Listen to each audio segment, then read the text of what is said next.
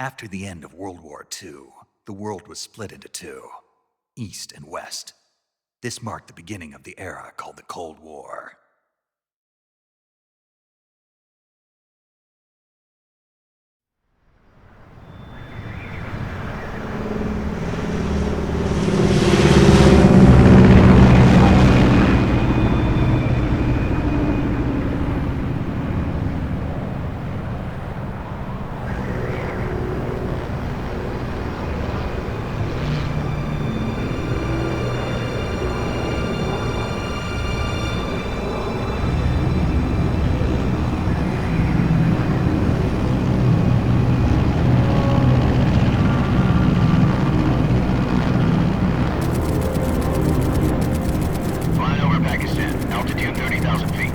Approaching Soviet airspace. 20 minutes to drop off. Commencing internal depressurization. Equipment check. Arm main parachute. All right. You ready to go? Drop zone still showing a high pressure mass. Cav okay. Good. We've got high visibility.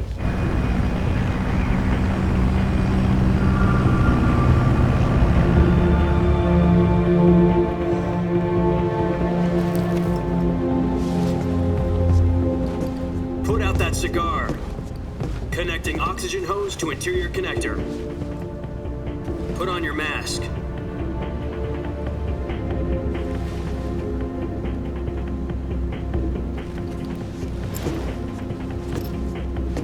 Does this panty waste know what he's doing? Approaching release point. 10 minutes to drop off. Hey, are you deaf? He said put out the cigar and put on your mask.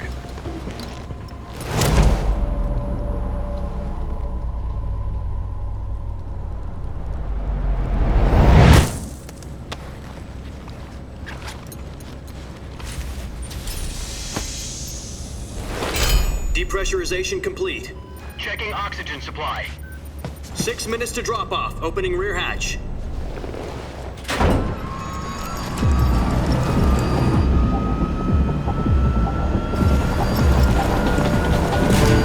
Sunrise.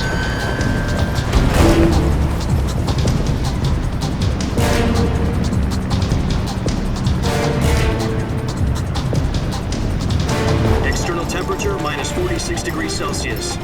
2 minutes to drop off. Stand up. You'll be falling at 130 miles per hour. Try not to get frostbite from the wind chill. 1 minute to drop off. Move to the rear. Activate the oil bottle. This is one for the history books. The world's first halo jump. 10 seconds to drop off. Stand by. Status okay. All green. Prepare for drop off. Countdown. 5, 4, 3, 2, 1. Spread your wings And fly. God be with you.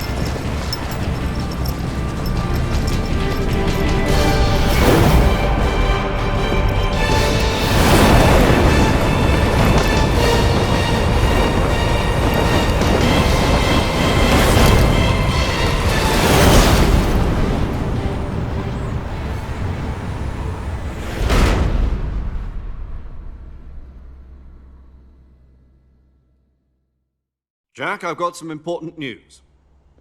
The head of the CIA has finally given us the green light for the Virtuous mission. Virtual mission? No, the Virtuous mission. The future of our Fox unit depends on it. If it succeeds, we'll be officially organized into a unit. Virtuous mission? Sounds like some kind of initiation ritual. You know, don't get cocky. This isn't a training op. Right. So what exactly is this wonderful mission? Well, about 2 years ago, a certain Soviet scientist requested asylum in the West through one of our moles. His name is Nikolai Stepanovich Sokolov. He's head of the OKB-754 Design Bureau, one of the Soviets' top-secret weapon research facilities, and the East's foremost expert on weapons development.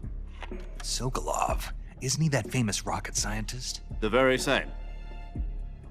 On April the 12th, 1961, the Soviets achieved the first manned spaceflight in history. The Earth was blue, but there was no God. Well spoken. The rocket that carried Yuri Gagarin to orbit was the A-1, known as the Vostok rocket. Sokolov is said to be the man most responsible for the multi-engine cluster used in that rocket. After Gagarin's flight, Sokolov left rocket development to become the head of the newly established Design Bureau. From a lowly technician to head of a design bureau, that's quite a success story, so why do you want to defect? It seems he'd become afraid of his own creations. Afraid? Call it a crisis of conscience. And for that, he left his country and his family behind and went over the fence? Not exactly. One of his conditions was that his family was also to be taken safely to the west. We used a mole to get the family out first and succeeded in sneaking Sokolov over the Berlin Wall shortly afterwards. I was the one who conducted the operation. The security on the eastern side was still full of holes back then. Then what? We got Sokolov over in one piece, but the whole ordeal had left him exhausted, and we checked him into a hospital in West Berlin. It took him 2 weeks and more than 600 miles to get from the research facility in the Soviet Union to Berlin. He was in no condition to say anything coherent. And it was only a week later that we had something much bigger on our hands. The Cuban Missile Crisis. October the 16th, 1962, President Kennedy received word that the Soviets were in the process of deploying intermediate-range ballistic missiles in Cuba. The President demanded that the Soviets dismantle and remove the missiles. At the same time, he announced a naval blockade to prevent further missile shipments from reaching Cuba. But the Soviets didn't back down, instead placing their armed forces on secondary alert. Soviet transport ships carrying missiles continued on course towards Cuba. US and Soviet forces went on alert for an all-out nuclear war. Frantic negotiations were conducted through the UN's Emergency Security Council and unofficial channels to end the hair-trigger standoff. Finally, on October the 28th, the Soviet Union agreed to remove its missiles from Cuba, and so the world avoided a nuclear holocaust. But in order to get the Soviets to pull their missiles out, we had to make a deal. You mean the one where the US agreed to remove its IRBMs from Turkey? No. The Jupiter IRBMs deployed in Turkey were obsolete, and we were going to get rid of them anyway. They had no strategic value whatsoever to either the US or the Russians. The Turkey deal was a ruse, a cover story that was fed to the other intelligence agencies around the world. So what did the Russians really want? Sokolov. They wanted us to return Sokolov. You mean the Soviets pulled out of Cuba just to get their hands on Sokolov? That's right. What the hell was he working on? At the time, we had no idea. We were running out of time. It was either give up Sokolov or risk full-scale nuclear war. In the end, we had no choice. President Kennedy gave in to Khrushchev's demand. The next day, I got Sokolov out of the hospital, handing him over to agents on the eastern side. Sokolov kept on screaming, "Save me," until he disappeared from my sight. Then a month ago, we received some new information from one of our moles. About Sokolov? Yes. He was taken back to the research facility and forced to continue working on the weapon in question under KGB supervision. What's more, it's on the verge of completion. So what kind of weapon is it? Something to do with space rockets? No, missiles. Same technology. I guess you're right. We don't know the details, but it appears to be a new kind of nuclear device. For half a year now, the Soviets have been conducting frequent nuclear tests at Semipalatinsk. Something to do with the weapon, I assume. We're talking about a secret weapon so big that Khrushchev was ready to pull out of Cuba to get it back. Is Sokolov still in the facility? No. According to our intelligence, he's in Selinoyarsk, a place in the mountains about 3 miles to the west that's known as the Virgin Cliffs. The Virgin Cliffs. Nice name for a virtuous mission. They moved him there just recently. Why? Apparently, they're conducting a field test of the weapon, but it's our best chance to get him back. This mission would never have been possible if he was still in the research facility. This is our last chance. Sokolov must have known that too when he contacted us.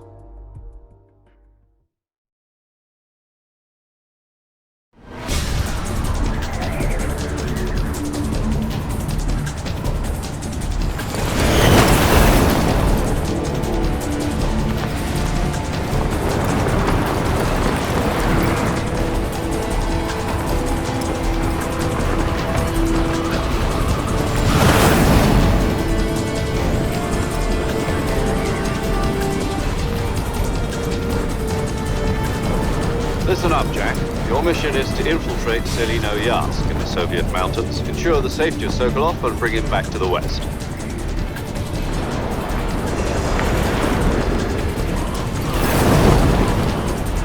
If we don't get Sokolov back before that weapon is complete, we'll be facing a major crisis. The clock is ticking.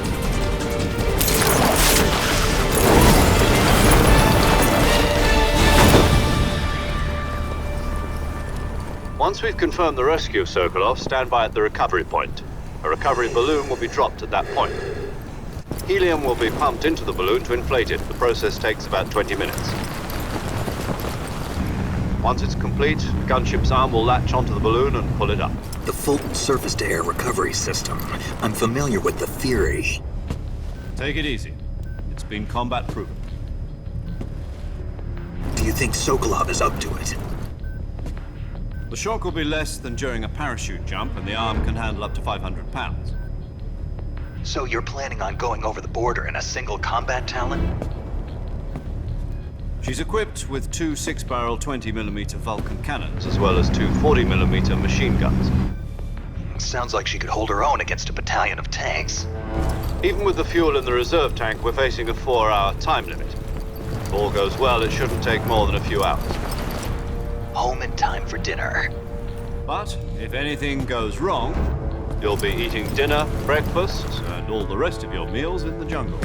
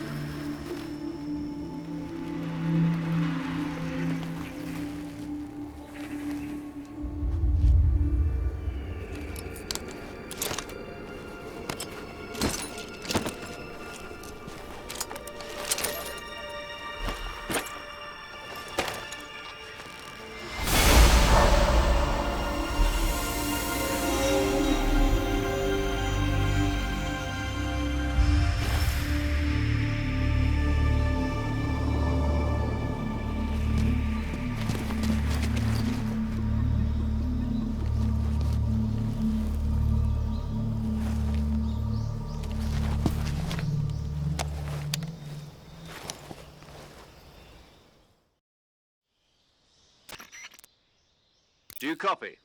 You're already in enemy territory, and somebody might be listening in. From here on out, we'll be using code names to refer to each other. Your code name for this mission will be Naked Snake. I'll be referring to you as Snake from now on. You're not to mention your real name. Snake? Oh, you don't like snakes? What do you mean? Well, you've eaten one before, haven't you? In survival training. I'm glad to hear that. I don't know if I'd ever order one in a restaurant, but... Be careful, you might not have a choice. What about you, Major? What should I call you? Let's see. I'll be Tom. Call me Major Tom. This will be a sneaking mission. You must not be seen by the enemy. You must leave no trace of your presence. Is that clear? This kind of infiltration is the Fox unit's speciality. In other words, weapons and equipment are procured on site. That goes for food as well. You're completely naked, just as your name implies. Great. Now I see why you asked me if I like snakes. I suppose calling me Snake was your idea of a joke, too. No, there's a good reason for that. I'll tell you later when the time is right. Gotcha. Getting back to the subject, how exactly am I supposed to feed myself? You've been issued a knife and a tranquilizer gun. Use them to hunt for food. You'll also find some medical supplies in your backpack. Yeah, about the backpack. I lost it in a tree on the way down. I see. Well, you'd better go back and get it then. You know where it is? No problem. I can see it from here. It's stuck on a branch. To climb a tree, stand in front of a tree that's covered in ivy and press the action button. I'll be monitoring your progress over the radio. We can't risk violating Soviet airspace, but I'll be in the gunship. My frequency is 140.85. I'll give you a call if I need to talk to you. If you need to talk to me, use the send function. Okay, Snake, go get your backpack.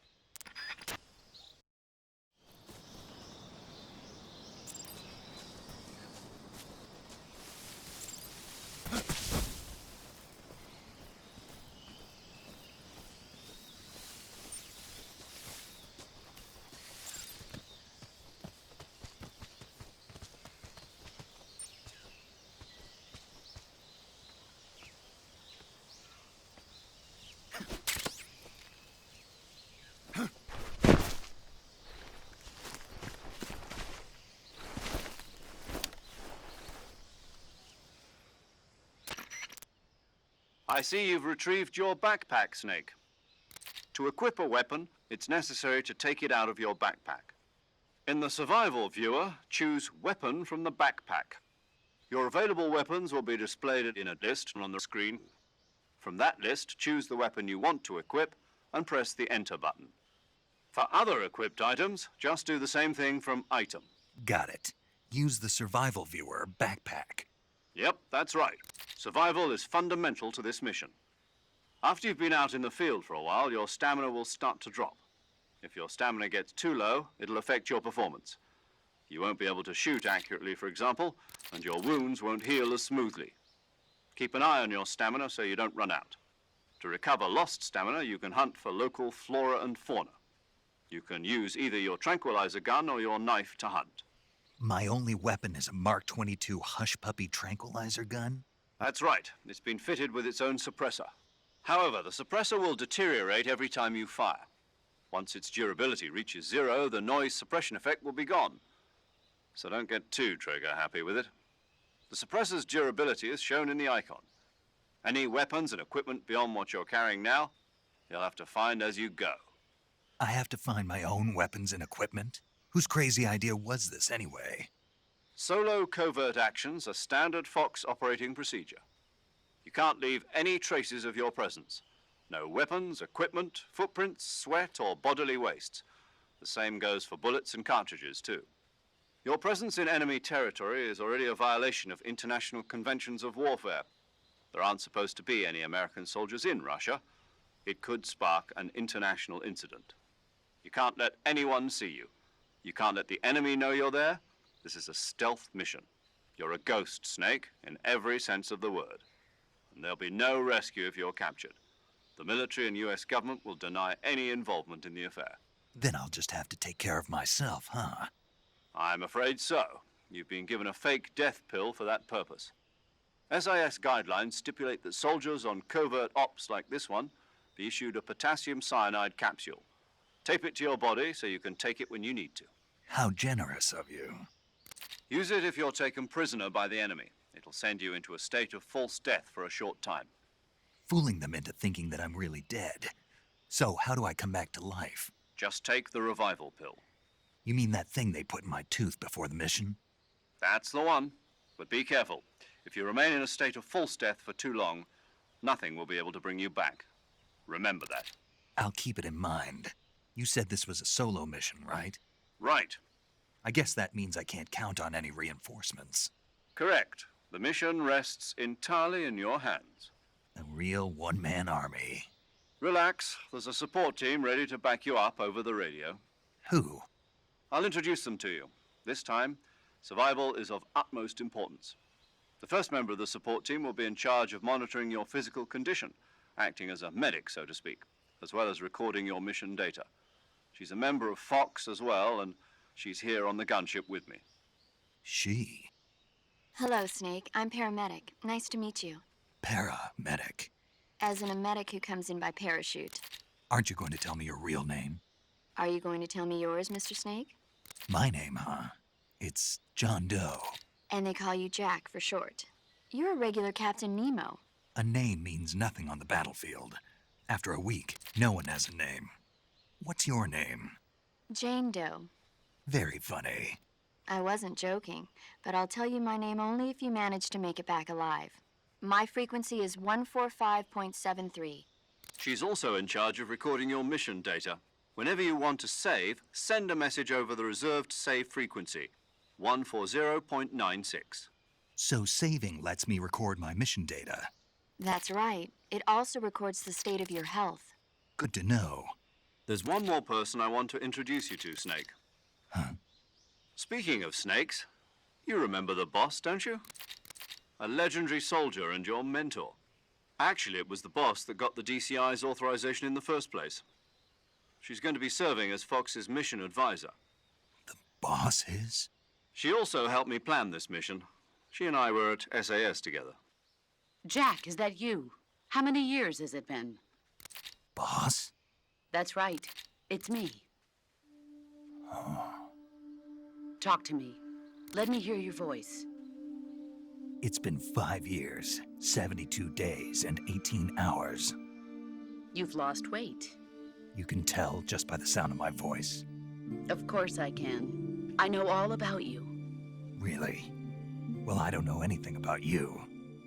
What's that supposed to mean? Why'd you disappear on me all of a sudden? I was on a top secret mission. You didn't need me anymore. But there were still so many things I wanted you to teach me. No, I taught you everything you needed to know about fighting techniques. I taught you all I could. The rest you needed to learn on your own. Techniques, sure. But what about how to think like a soldier? How to think like a soldier? I can't teach you that. A soldier needs to be strong in spirit, body, and technique. And the only thing you can learn from someone else is technique. In fact, technique doesn't even matter. What's most important is spirit. Spirit and body are like two sides of a single coin. They're the same thing. I can't teach you how to think. You'll just have to figure it out for yourself. Listen to me, Jack. Just because soldiers are on the same side right now doesn't mean they always will be. Having personal feelings about your comrades is one of the worst sins you can commit. Politics determine who you face on the battlefield. And politics are a living thing. They change along with the times. Yesterday's good might be tomorrow's evil. Is that why you abandoned me? No, it had nothing to do with you. I already told you, Jack. I was on a top secret mission. A soldier has to follow whatever orders he's given. It's not his place to question why. But you're looking for a reason to fight. You're a natural-born fighter, but you're not quite a soldier.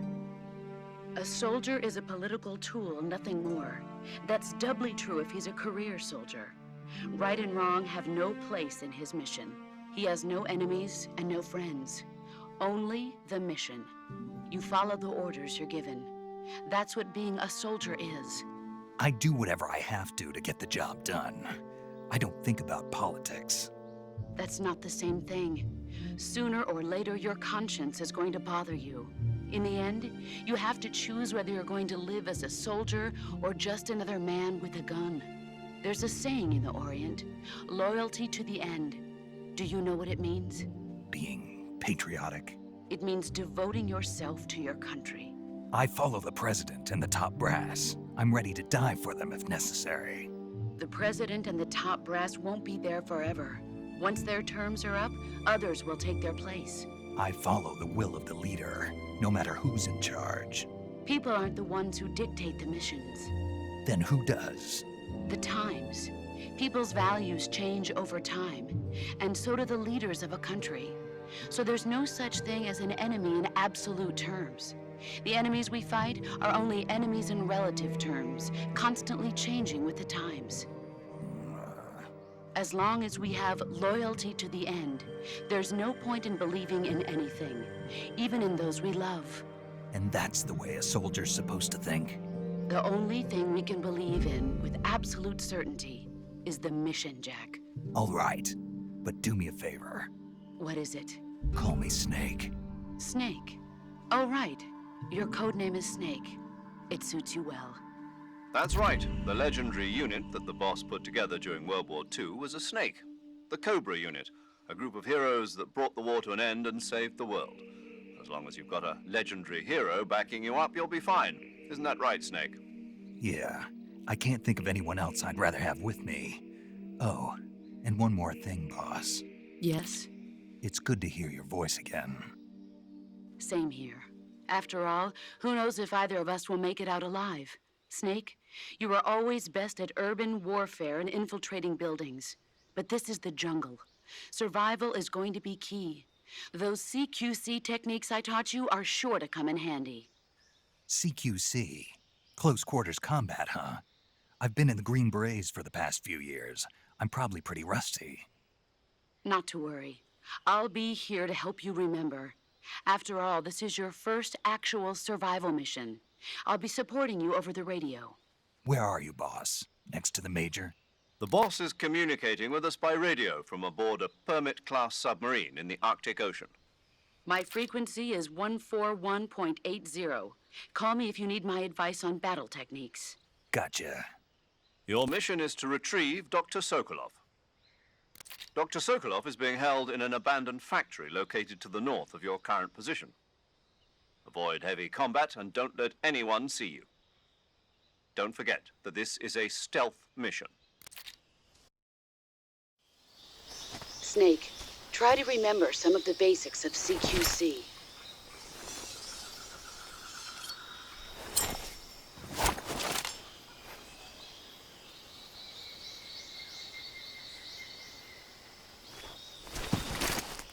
Commencing Virtuous mission now.